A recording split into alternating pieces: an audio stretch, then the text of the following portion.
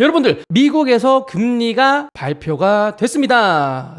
이번 금리 정말 좋게 발표됐어요. 어떻게 발표됐느냐? 저번에 있었던 5월 4일 날 발표되었었던 금리와 6월 15일 오늘 새벽 3시에 발표됐었던 금리가 동일합니다. 그래서 금리가 사실상 동결되었다. 이번 금리 발표는 동결로 마무리되었다라고 생각하시면 되겠습니다. 이걸 차트로 보자면 우리가 제로 금리 시절 가만히 있었죠. 이때 코로나였지. 이때 비트코인 불장하고 이러다가 이제 돈이 너무 많이 풀렸다. 유동성을 다시 끌어당기자 하면서 이제 슬슬 하면서 엄청나게 금리가 올랐죠. 금리가 오르다가 죽어요. 여기서부터 이러다가 뒤짐 청년들 취업 안함 결혼 안함 대한민국 자멸 애 안 낳음 자영업자 접을게 파산할게 하면서 난리치니까 금리를 0.75% 막 이렇게 올리다가 너희들 이러다 죽는구나 하면서 이제 0.25씩 올렸죠. 이제 0.25씩 청 올리다가 이제 동결까지 되었습니다. 금리를 계속 올리는 속도가 쭉쭉쭉 빨랐다가 이제 느려졌다가 금리 올리는 속도가 멈췄습니다. 아주 긍정적이에요. 수많은 사람들이 금리 동결을 원했고 금리 동결이 실제로 발표가 되었다라고 생각하시면 되겠습니다. 그래서 사람들이 여보 이거 풀매수 각이야? 금리 동결이면 자산시장 더 좋아지는 거 아니야? 투자시장 더욱더 좋아지는 거 아니야? 라고 이제 수많은 사람들이 기대를 했죠. 하지만 남편이 한마디 합니다. 여보 기다려봐. 파월이가 회의 끝나고 인터뷰에서 한마디 더 해 하면서 파월이가 한마디 더 하는 걸 듣습니다. 그때 등장하는 우리의 MC 파월이 등장해서 한마디 합니다. 무슨 말을 하느냐? 후후 전국에 있는 생활반에 내용 전달드리겠습니다. 후후 하면서 이야기합니다. 금리 동결하겠습니다. 너무 좋아. 금리 동결로 끝났죠. 금리 동결하겠습니다 라고 말하고 이 말을 하지 말았어야지. 잘못된 말을 하나 합니다. 하지만 금리 0.5% 더 올릴 겁니다. 아니 이거 방금까지는 동결이라며. 금리 동결이라고 해놓고 0.5%를 금리를 더 올린대요. 그래서 우리 금리가 잠시 쉬어가는 타이밍이래요. 이번 금리 동결로 끝이 나는 게 아니라 계속 금리가 옆으로 가다가 천천히 떨어지는 걸 수많은 사람들이 기대했었죠. 모두가 기대한 건 이거야. 금리 올라가다가 멈췄다가 금리 내려가면서 다시 유동성 장 오면서 장 좋아지고 나스닥도 올라가고 비트코인도 올라가고 전 세계 사람들이 편안해지기를 원했지만 우리의 MC 파월 만만치 않은 사람입니다. 금리 더 올린다고 합니다. 0.25%를 두 번 더 올린다고 합니다. 그래서 2023년도 말까지 5.5%까지 금리를 5.75 맞습니까? 잠시만요. 5.75%까지 올리겠습니다. 라고 이제 쭉쭉 있습니다. 이걸 말해버려가지고 사람들이 풀매수 때릴까 조짐 당한 거 아닌가 라고 하면서 사람들이 흔들립니다. 이 흔들리는 와중에 우리 파월 아저씨 진짜 방송 잘해. 정말 잘합니다. 여기서 한마디 더 해요. 파월 아저씨가 한마디 더 합니다. 바로 이제 남편 손가락 잡는 거지. 매도 누르려는 나스닥에 매도를 누르려는 남편의 손가락을 탁 잡습니다. 잡고 파월이 한마디 더 한다고 들어보라고 합니다. 자 다시 파월 등장. 하지만 여러분 금리 0.5% 더 올리지만 우리 미국 0.4% 더 성장할 것 같습니다. 우리 미국 성장률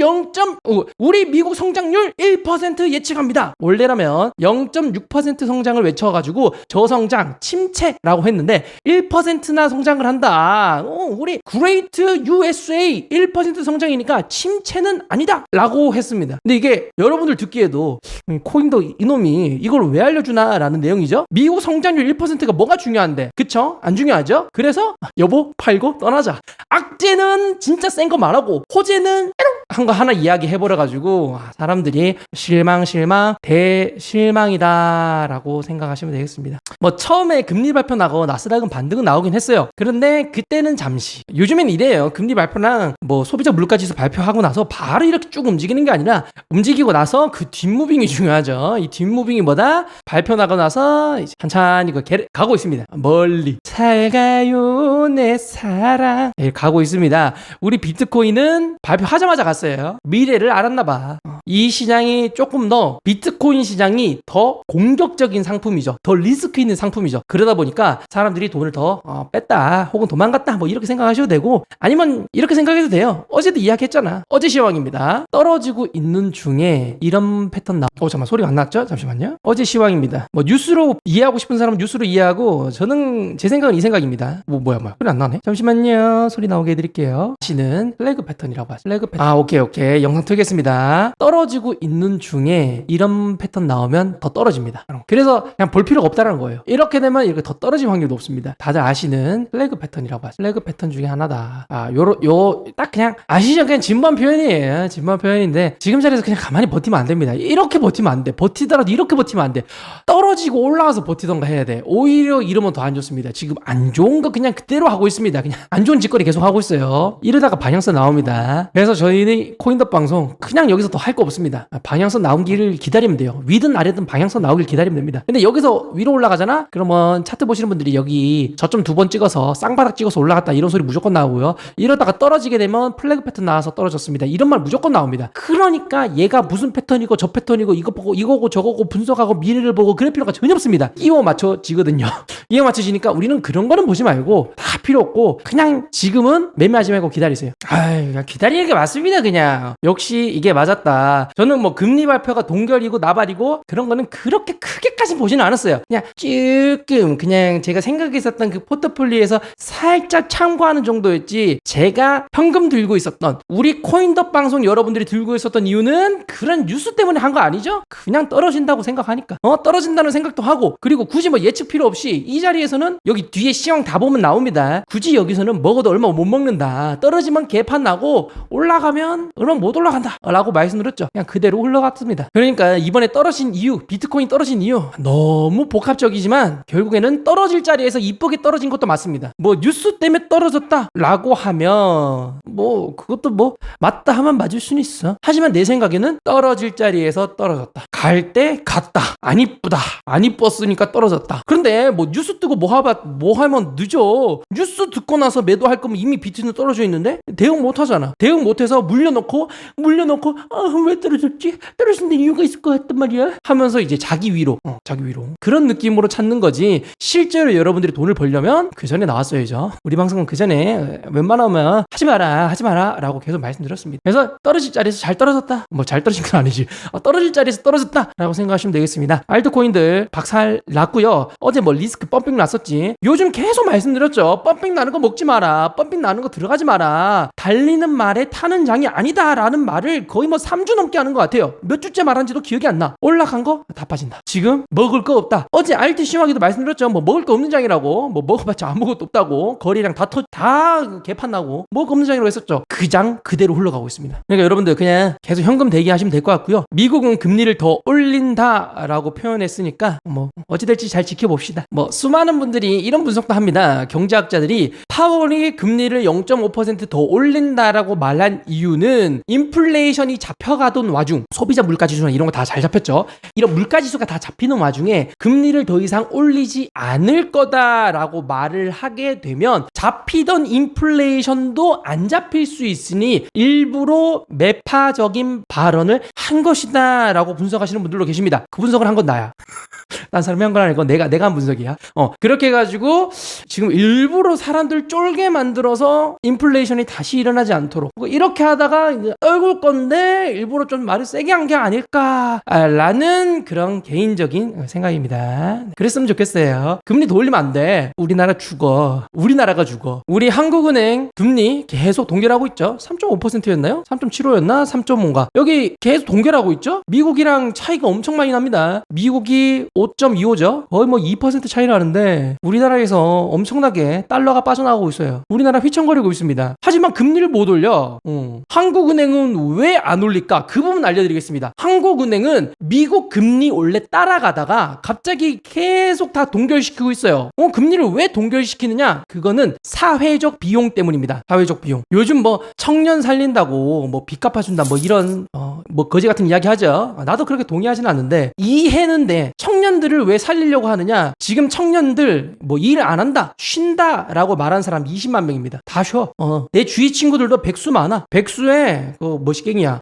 못쏠에 많아. 청년들이 그냥 미래를 안 보고 그냥 포기하고 그냥 알바하거나 알바도 안 하고 그냥 집구석에 살고 부모님한테 밥 빌어 먹고 살고 있습니다. 이런 청년들 얘네들이 일터에 나가서 계속 일을 해야 됩니다. 그래야 세금이 들어오고 나라가 굴러가겠죠. 하지만 청년이 무너지면 나라가 망할 수 있기 때문에 이 청년을 어떻게든 시즌 살려주려고 사회적 비용을 쓰는 겁니다. 그거랑 동일하게 금리가 지금 3.5%인데 금리가 여기서 더 올라가게 되면 누가 죽어? 아빠가 죽어. 아버지들이 죽어. 누가 죽어? 아버지들. 40대, 50대들이 죽습니다. 그리고 뭐 30대도 조금 죽습니다. 왜 죽냐? 그쵸.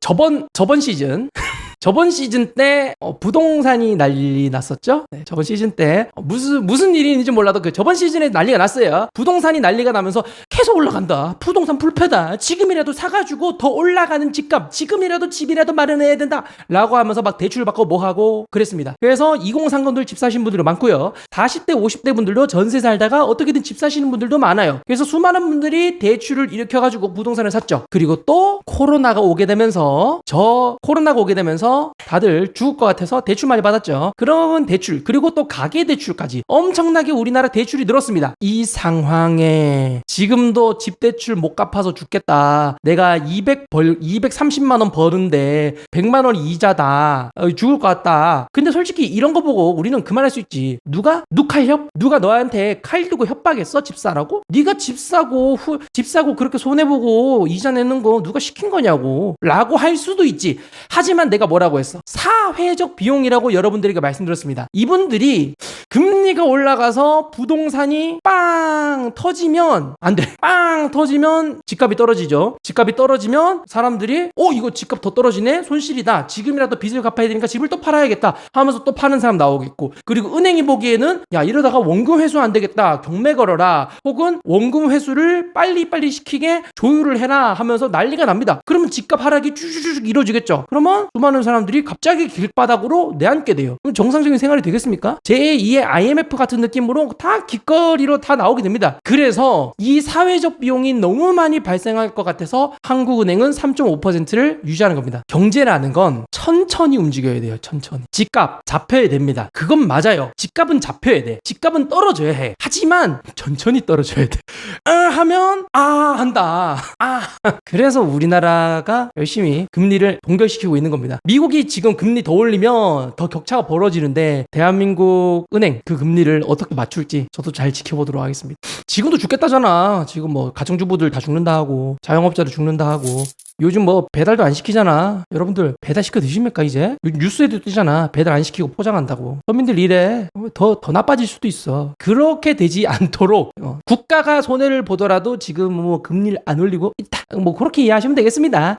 최대한 연착륙 해야 됩니다. 연착륙의 연자는 뭐다? 그 연두부 아시죠? 그 순두부. 야들야들. 천천히 경제가 이렇게 안 차가자. 이런 겁니다. 경착륙은 뭐다? 여러분들이 좋아하시는 딱딱한 겁니다. 경착륙은 이제 확탕 떨어지는 겁니다. 이렇게 되면 모두가 패닉이기 때문에 모두가 연착륙을 위해서 노력하는 거다라고 생각하시면 되겠습니다. 이 연착륙을 위해서 파월이 0.5% 더 올린다라는 발언을 했을 수도 있다라는 생각도 드는 거예요. 이렇게 사람들 겁줘야 인플레이션이 안 일어나니까. 네, 해당 내용 참고 잘 하시면 될 것 같고요. 요즘 세상이 살기가 너무 힘들어서 나도 이러고 있습니다. 이거 뭔지 아십니까? 지코바입니다. 지코바. 어떤 지코바인지 아십니까? 제가 직접 만들었습니다. 지코바 사 먹으면 23,000원이야. 난 돈 있지. 돈 있는데 미래에 돈이 안 벌릴 게 보이니까 돈을 아끼게 되는 거 아십니까? 지금부터 장이 개판되잖아요. 뭐 나라 경제도 안 좋다잖아요. 다 안 좋으니까 나도 돈이 있어도 돈을 못 쓰겠어. 돈이 더 안 벌릴까 봐. 그래서 집에서 그냥 지코바 해 먹었습니다. 23,000원 쓰기 싫어서 6,000원 주고 만들었습니다. 6,000원입니다. 아지코바입니다. 아지코바. 롯데마트 가가지고 50% 할인하는 닭다리 정육 사가지고 집에서 소스 계량해가지고 이렇게 볶아 먹었습니다. 장 좋았을 때, 계속 벌리는 장이었을 때, 알트코인 단타 자리 계속 나왔을 때는 나도 다 사 먹었어. 나도 다 배달해 먹었어. 왜? 다음 달도 다다음 달도 돈이 벌릴 걸 알았으니까. 하지만 왜 나도 돈이 있는데 이렇게 해 먹느냐? 다음 달도 다다음 달도 돈이 안 벌릴 것 같아. 비트 상어 보니까 개판이야. 그래서 다들 지갑문을 닫는 게 아닐까 싶습니다. 마지막 지코바는 여담이었어요.